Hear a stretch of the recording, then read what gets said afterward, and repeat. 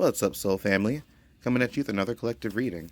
This time I'm going to be using 3 different decks, and we're going to jump right in. So this first one is going to be an Oracle deck. I think it's called Love Will Heal Us All, if I'm not mistaken. And then, of course, here the first card would be Healing Through Love. Use love to heal emotional wounds and foster recovery. I'm absolutely in love with how beautiful this artwork is. It's insane to me. As you can probably tell, got this deck from the same individual. They're really, really fucking pretty.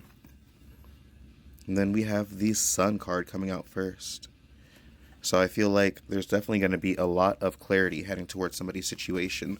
It's like the sun's going to illuminate whatever shadows have been within cast within your experience. I've seen the card pop up a lot of times when we are going through our maybe tower moment, or we're having a lot of things that seem to be obscured or hidden from us, and we're trying to navigate through it, and we're not really sure how to move forward.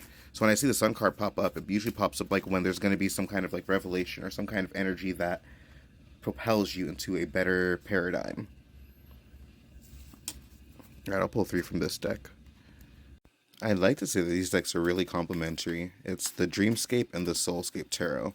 And as you can tell, the art styles definitely complement each other. So I figured, why not use both decks and the Oracle card, and the Oracle deck, and see what comes out. We have Temperance.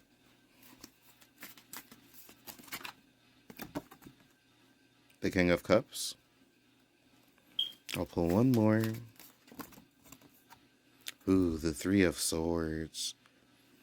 And then on the bottom of the deck, we have the 9 of Cups. So I'm going to organize everything. We're going to jump right in. So with the theme, love will heal, or healing through love, I feel like there's the energy of maybe there's been a lot of stagnancies, where it feels to be a lot of a lack of motion almost. And when the 8 of Wands pops up, it usually pops up because we're about to be propelled forward. Things are going to start shifting. Things are going to start moving. Maybe you've been really patient and you've been putting in the work. You've been putting in the time. You've been putting in the effort. And you're kind of okay, what gives? What's really happening? But I do see this shifting soon. And I feel with the 3 of Swords especially, it's something that has been a very painful journey. It's been very difficult. And I don't say that lightly. I know a lot of times people be oh, it's very difficult to be here in the physical realm, but it can be very, very challenging and very painful.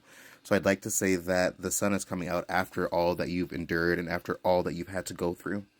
I think we really just have to follow our passion. And I know that sounds insane, but sometimes that's what you're being called to do, is follow the things that put fire into your soul and actively go after those things. And maybe this is a phase in which we're trying to, or where it's really important to embrace our inner child and to start putting a lot of energy into really feeling things and actually connecting to what we can. It's doing our best to actually do things with intention to put ourselves in a good mood.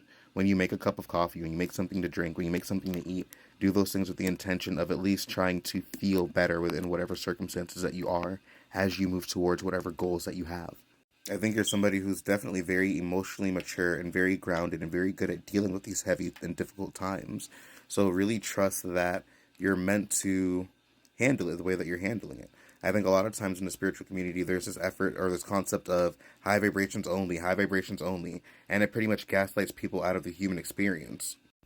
If we were meant to only be in a high vibration and meant to only be happy, then we would not have the capacity to have a negative emotion. So there's nothing wrong with feeling negative emotions while you're manifesting things, and it does not, contrary to common belief, cause negative things to flow into your experience. If anything, what causes these negative experiences is when you stifle those emotions, when you reject them, when you suppress them, when you don't allow them to have the space that they're meant to hold. I know for a fact that I've gone through some experiences that have been pretty much really heartbreaking. And I can't say that me trying to affirm my way out of feeling it, trying to think positively, none of that shit's ever helped. And it's only ever been the times where I've acknowledged the pain that I'm going through, acknowledged that I am where I am, that it's almost instantaneously, sometimes that burden gets lifted. Sometimes the love that we heal through is love for ourselves, the compassion that we have for ourselves, the actions that we take to nurture and care for ourselves in the difficult times. Sometimes that is the most important kind of love that you can get.